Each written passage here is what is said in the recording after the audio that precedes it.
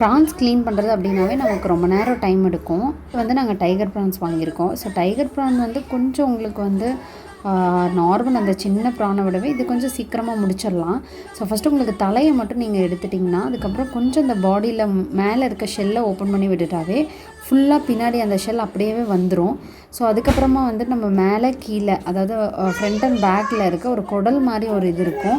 So அதை மட்டும் எடுத்து நம்ம போட்டுடணும். ப்ரான்ஸ் க்ளீன் பண்ணுறப்ப நமக்கு அப்பப்போ கொஞ்சம் தண்ணி தெளிச்சிக்கிட்டா நல்லது. இல்லைனா கையில் அந்த வேஸ்ட்டெல்லாம் ஒட்டி நமக்கு பார்த்திங்கன்னா க்ளீன் பண்ணவே முடியாது. ஸோ அப்பப்போ ப்ரான்ஸையும் நான் ஈரம் பண்ணிக்கிட்டேன். ஆக்சுவலாக பார்த்திங்கன்னா இது ஒரு 1 kg ப்ரான். ஆனால் உங்களுக்கு ஃபுல்லாக நான் க்ளீன் பண்ணிவிட்டு பார்த்தா உங்களுக்கு அந்த ப்ரான் ஒரு 1 kg மாதிரியே இருக்காது, ஒரு 1/2 kg மாதிரி தான் இருக்கும். பொதுவாக ப்ரான்ஸ் பார்த்திங்கன்னா கடையில் க்ளீன் பண்ணி வாங்கிட்டு வரது பிடிக்காது, வீட்டில் நானே க்ளீன் பண்ணுறது தான் பிடிக்கும்.